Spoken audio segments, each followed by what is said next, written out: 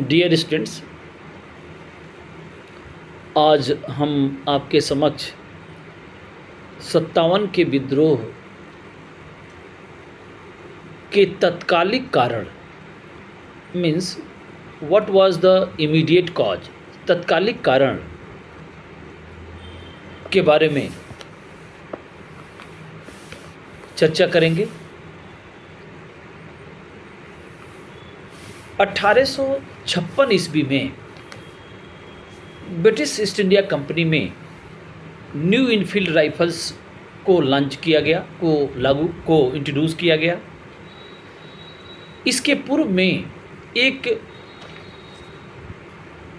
Old fashioned Muscat का use किया जाता था। इसका अर्थ है कि पुरानी जो बहुत ज़्यादा आधुनिक तकनीक से युक्त गन नहीं थी, उसको यूज़ किया जाता था, जिसके लोडिंग में एंड जिसको चलाने में टाइम लगता था। इसके स्थान पे एक आधुनिक तकनीकी युक्त एक नई गन जिसे इनफील्ड राइफल्स के नाम से जानते हैं, उसको इंट्रोड्यूस किया गया ब्रिटिश इंडियन आर्मी में। और इसकी एक विशेषता थी कि इसको यूज़ करने के पूर्व जो अपलोडिंग की प्रोसेस की उसमें जो कारतूस को जो लोड किया जाता था, उसमें ये था कि जो कार्टिजेज उसकी हुआ करती थी, उसका जो बुलेट्स हुआ करता था, उसके ऊपर एक ग्रीस्ड पेपर से लॉक्ड किया जाता था। जैसे अगर आपको उस गन को यूज़ करना है तो उसको अपने दांतों से काटना पड़ता था, मतलब बुलेट को नहीं, बुलेट के ऊपर एक ग्रीस्ड पेपर लगा रहता था और उसको दांत से काटना पड़ता था। उसी समय एक र्यूमर्स उत्पन्न हुई कि ये जो ग्रीस्ड पेपर है यह काऊ मतलब गाय और सूअर की चर्बी से बना हुआ है। और आपको ये मैं बताना चाहता हूँ कि भारतीय समाज में आज भी काऊ जो है, गाय, बहुत ही सेक्रेड एनिमल्स है। मतलब गाय का मांस कि कोई भी हिंदू नहीं खा सकता है, ये धर्म विरुद्ध है। उसी प्रकार इस्लाम में सूअर का मांस जो है मनाही है, मतलब हिंदू गाय का मांस नहीं खा सकते और मुस्लिम सूअर का मांस नहीं खा सकते। लेकिन अगर कोई भी सोल्जर अगर ब्रिटिश ईस्ट इंडिया कंपनी के आर्मी में कार्यरत है तो उसको ये न्यू इनफील्ड राइफल्स यूज़ करते वक्त उसके बुलेट्स के कवर्ड को दांतों से काटना पड़ता था। जिससे हुआ क्या कि भारतीय सैनिक, विशेषकर हिंदू और मुस्लिम दोनों को इस घटना ने आहत कर दिया कि उनको लगा कि अंग्रेज़ जो है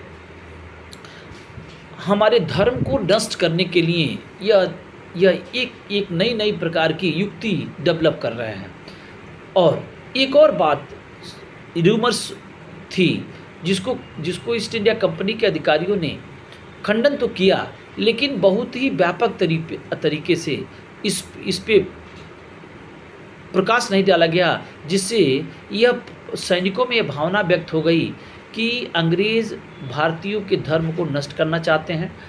और एक और र्यूमर्स जो उठी थी उसके बारे में मैं चर्चा करना चाहता हूँ कि यह आर्मी में ये व्याप्त थी कि जो आटे हम लोग खा रहे हैं इसमें जो है हड्डी का चूरन मिलाया जा रहा है। इससे भी भारतीय सैनिकों में असंतोष दिन पर दिन बढ़ता गया। और उसके बाद क्या हुआ आप जानते ही हैं कि एक मंगल पांडे नामक सैनिक ने अपने सर्जेंट को गोली मार दी और 57 के विद्रोह का प्रारंभ माना जाता है। मंगल पांडे को फांसी दे दी गई, किंतु इनके मृत्यु के इनके शहादत के एक ही माह के बाद विद्रोह व्यापक तौर पे प्रारंभ हुआ और जो धीरे धीरे लगभग संपूर्ण भारत में विद्यमान हो गया। तो ये था तत्कालिक कारण। एक और कारण हम आपके सामने चर्चा करना चाह रहे हैं आज, सैनिक कारण। ये तो तत्कालिक कारण था। सैनिक कारणों में ये एक सैनिक कारणों में 2-3 पॉइंट बहुत ही महत्वपूर्ण है जिसको जानना बहुत ही ज़रूरी है। फर्स्ट वन, पहला है ill treatment of Indian soldiers. इसका तात्पर्य होता है कि अंग्रेज़ों द्वारा भारतीय सैनिकों के साथ बहुत ही अमानवीय व्यवहार किया जाता था और वो भारतीय सैनिकों को वो सेकेंड क्लास सिटीजन, निम्न कोटि के मानव की तरह व्यवहार करते थे। इससे क्या होता था कि भारतीय सैनिकों में एक असंतोष व्याप्त हुआ, भारतीय सैनिकों में ये अंग्रेज़ों के प्रति घृणा बढ़ती गई। दूसरी चीज़ मैं आपको बताना चाहता हूँ कि जहाँ एक तरफ अंग्रेज़ सिपाहियों के लिए अलग बैरक हुआ करती थी, उनके रेजिडेंस अलग हुआ करते थे और वो बहुत वेल मेंटेन्ड हुआ करते थे, और भारतीयों का जो रेजिडेंस हुआ करता था वो बहुत ही जर्जर स्थिति में था, उस पर कोई ध्यान नहीं दिया जाता था। किचन भी इनका किचन सेपरेट होता था और उनके किचन की व्यवस्था कुछ अलग होती थी, इनके किचन की व्यवस्था अलग होती थी।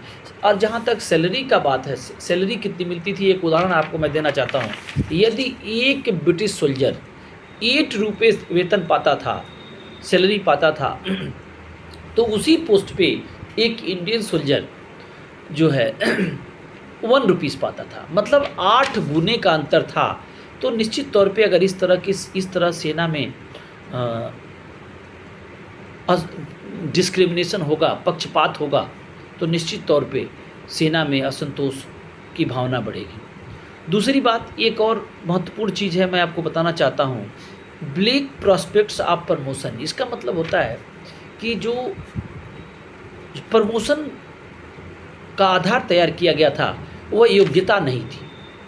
कहने का तात्पर्य है, अगर कोई ब्रिटिश सोल्जर्स है वो प्रमोट करके कितने भी हाई पोस्ट पे पहुंच सकता था, वो सुपरिंटेंडेंट तक पहुंच सकता था, एसपी तक पहुंच सकता था, लेकिन उसी पोस्ट पे उससे ज़्यादा अगर काबिल, ज़्यादा कॉम्पिटेंट अगर कोई भारतीय सोल्जर है तो उसको मैक्सिमम प्रमोशन सूबेदार तक था, इससे ज़्यादा उसको प्रमोशन नहीं मिल सकता था।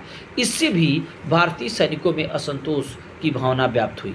और एक और इम्पॉर्टेंट पॉइंट ये है जो बार बार पूछा गया है, जनरल सर्विस इनलिस्टमेंट एक्ट। इसका तात्पर्य ये था कि भारतीय सेना में जो भी न्यू रिक्रूटमेंट होंगे उनको अगर आवश्यकता पड़ी तो समुद्र पार किसी भी स्थान पे उनकी ड्यूटी लगाई जा सकती थी, उनको भेजा जा सकता था। उस समय भारतीय जनमानस में, भारतीय समाज में यह एक रूढ़िवादिता विद्यमान थी कि जो व्यक्ति समुद्र पार करेगा वह धर्म विरुद्ध काम करेगा। और जब वो व्यक्ति जब वो सैनिक जब अपने ड्यूटी से घर आता था तो उसका पूर्णतः बहिष्कार कर दिया जाता था भारतीयों के द्वारा। इसका मतलब ये था कि एक्स कम्युनिकेशन, एक वर्ड है, एक्स कम्युनिकेशन कर दिया जाता था कि उसके यहाँ कोई भी फेस्टिवल होगा तो कोई भी व्यक्ति नहीं जाएगा, और अगर वो किसी को इनवाइट करेगा तो उसके यहाँ कोई नहीं जाएगा। इस तरह से सैनिकों को अपमान झेलना पड़ता था। तो यह एक जो है ये एक्ट पास हुआ, यह एक्ट भी भारतीय सोल्जर्स में असंतोष व्याप्त कराने में इस एक्ट की भूमिका भी मानी जाती है। और एक और बात, डिप्राइवेशन ऑफ अलाउंसेस। तो ये तो भत्ता, एक्स्ट्रा भत्ता की बात जो है आज भी विद्यमान है हमारे फोर्स में, कि अगर कोई भी आर्मी फोर्स है उसको उसके नियत स्थान से, जहां उनकी पोस्टिंग है, उससे अगर कहीं बाहर भेजा जाता था तो एक्स्ट्रा भत्ता मतलब एक्स्ट्रा भत्ता का प्रावधान था। तो ये प्रावधान आर्मी में भी था, लेकिन धीरे धीरे एक्स्ट्रा भत्ता को समाप्त कर दिया गया और एक और एक्ट पास किया गया जो डलहौजी के शासनकाल में, जो पोस्ट ऑफिस एक्ट के नाम से जाना जाता है। वो क्या है पोस्ट ऑफिस एक्ट? ये पोस्ट ऑफिस एक्ट के तहत ये व्यवस्था दी गई कि चाहे वो इंडियन सोल्जर्स हो चाहे आम व्यक्ति हो, अगर कोई व्यक्ति कोई लेटर अपने फैमिली में या अपने किसी भी रिलेटिव्स के यहाँ भेजता है तो उसको कुछ चार्ज पे करना पड़ेगा, मतलब ये चार्जेबल था। ओके, लेकिन एक चीज़ और ध्यान देना ज़रूरी है, पोस्ट ऑफिस एक्ट के पूर्व भारतीय सोल्जर्स को यह सुविधा प्रदान की गई थी कि वह फ्री ऑफ कास्ट लेटर अपने परिवार को भेज सकते थे। लेकिन दिस एक्ट के द्वारा यह सुविधा समाप्त कर दी गई। मतलब कि अगर कोई सैनिक है, अगर वो लेटर भेजना चाहता है तो जो जितना ही उसका नियत मूल्य अंकित किया गया है, सोल्जर्स को भी पे करना पड़ता था। जबकि पहले, इस एक्ट के पहले, सोल्जर्स फ्री ऑफ कास्ट इस प्रिविलेज का लाभ उठाते थे, इस सुविधा का लाभ उठाते थे। तो इस एक्ट से भी भारतीय सैनिकों में असंतोष व्याप्त हुआ। और एक और चीज़ जो बहुत ही इम्पॉर्टेंट है, मैं आपके सामने बताना चाहता हूँ, फॉल्टी डिस्ट्रीब्यूशन ऑफ ट्रूप्स। जैसे जो कुछ ऐसे प्लेस हैं वहाँ पे ब्रिटिश आर्मी के जवान भी थे और इंडियन आर्मी के भी जवान, इंडियन ओरिजिन के भी जवान थे, और अच्छे मतलब जो सूटेबल पोस्ट थे वहाँ पे ज़्यादा से ज़्यादा इंडियन सोल्जर्स थे। तो इनको ये लगा कि अगर हम अच्छे पोस्ट, अच्छे जगहों पे हैं, अगर हम विद्रोह करते हैं तो निश्चित तौर पे हम सफल हो जाएंगे। तो ये भी एक रीज़न था जो भारतीय 57 के विद्रोह में एक महत्वपूर्ण कारण माना जाता था। और जो अफ़गान वार हुआ और पंजाब वार और क्रीमियन वार, 3 वार की बात मैं करना चाहता हूँ। इसमें जो भारतीय सोल्जर, अंग्रेज़ी सोल्जर दोनों साथ साथ लड़े थे। तो इसमें भारतीय सोल्जर ने ये फील किया कि यह अंग्रेज़ तो झूठी में ये कहते हैं कि हम इनविंसिबल हैं। इनविंसिबल का मतलब होता है कि हम विश्व विजेता हैं, हमको कोई पराजित नहीं कर सकता था। लेकिन इसमें जब डिफीट हुई ब्रिटिश आर्मी, तो भारतीयों को लगा कि ये तो हमारे ही तरह हैं, ठीक, ये इनको भी, हम भी इनको आसानी से हरा सकते हैं, और ये ऐसी कोई बात नहीं है कि इनको कोई हरा नहीं सकता है। तो dear student, today only this much, and next day I will come with another video. Thank you.